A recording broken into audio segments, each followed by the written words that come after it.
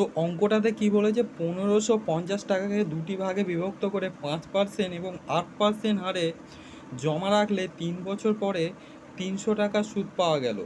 অংশ দুটির অনুপাত কত? অর্থাৎ এখানে যেটা বলেছে সেটা হচ্ছে যে 1550 টাকাকে দুটো এমনভাবে ভাগ করবে যেটা 5% হারে একটা 3 বছর পরে সুদ পাবো এবং 8% হারে একটা সুদ পাবো। সেটা 3 বছর পরে মোট সুদটা কত হবে? 300 টাকা হবে। তাহলে আমাদের আলাদা আলাদা দুটো জায়গায় কত টাকা করে রেখেছে তারই অনুপাতটা এখানে বার করতে হবে। তো চলো এখানে আমরা দেখে নিই। এখানটায় আমি অঙ্কটা ক্যালকুলেট করে তারপরে ক্যালকুলেট করা আছে। তো এখানে দেখো 3 বছরে সুদ ক টাকা? 300 টাকা। তাহলে 1 বছরের সুদ কত?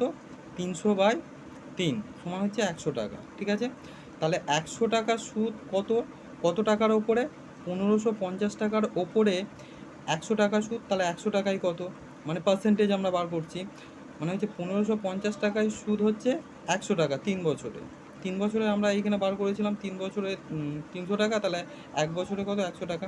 তাহলে 1550 টাকা 1 বছরের সুদ কত? 100 টাকা। তাহলে 100 টাকায় কত? 100 টাকা এখানে কাটাকুটি করে এখানে শূন্য শূন্য, এখানে শূন্য আর শূন্য কেটে গেছে। এখানে 5×2 = 10, আর এটা 3×5 = 15, 5×1 = 5। ঠিক আছে, এই 2কে আর এই 100কে গুণ করলাম 200, আর তলার যে 31টা আছে এই 31টা এখানে রেখে দিলাম। ঠিক আছে, তাহলে হয়ে গেল কত? 200/31। ঠিক আছে, এরপরে যেটা আছে সেটা হচ্ছে, এটা হচ্ছে মোটের উপর সুদ, মানে হচ্ছে 200/31টা হচ্ছে এটা পার্সেন্টেজ, একটা হচ্ছে 5% হারে সুদ আর একটা হচ্ছে 8% হারে সুদ। এটা আমরা লিঙ্ক আপ মেথডে করব। লিঙ্ক আপ মেথডে যদি আমরা করি তাহলে এটা কি করতে হবে? এটা থেকে এটা মাইনাস আর এটা থেকে এটা মাইনাস করে আমরা যেটা পাবো সেটা হচ্ছে এইটা। এটা থেকে এটাকে মাইনাস করে দিলে আমরা পাচ্ছি 45/31। 45/31টা কী করে পাচ্ছি? এখানে হচ্ছে 200/31 থেকে এই যে এই পাঁচটা মাইনাস করে আমরা এখানে পেয়েছি। 5টা মাইনাস করলে আমরা এখানে পাচ্ছি 5, মাইনাস করলে হচ্ছে 31 লসাগু হয়ে গেল 200, আর 31কে এখানে 5 দিয়ে গুণ করলে 155। এই 200 থেকে 155 বিয়োগ করলে হচ্ছে 45, আর তলায় 31, মানে হচ্ছে 45/31, মানে 45/31টা এখানে বসে গেল। আবার এইটা থেকে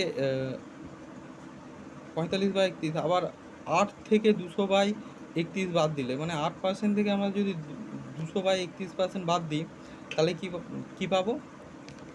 31কে 8 দিয়ে গুণ করলে কত হচ্ছে? 248, মানে 31 লসাগু তলায় হয়েছে। 31কে 8 দিয়ে গুণ করলে 248, আর 200 এইখানে বসে গেল। তাহলে কত হচ্ছে? 48/31। তাহলে এখানে কি হলো? 48/31, আর এইটা হয়ে গেল কত? 45/31। 31 কাটাকুটি চলে গেল। ঠিক আছে, 31 আর 31 কেটে দিলাম, আর এইখানে 3 দিয়ে 3 × 48, 3 × 15 = 45। তাহলে উত্তরটা কত হলো? 15/48। ঠিক আছে, থ্যাংক ইউ।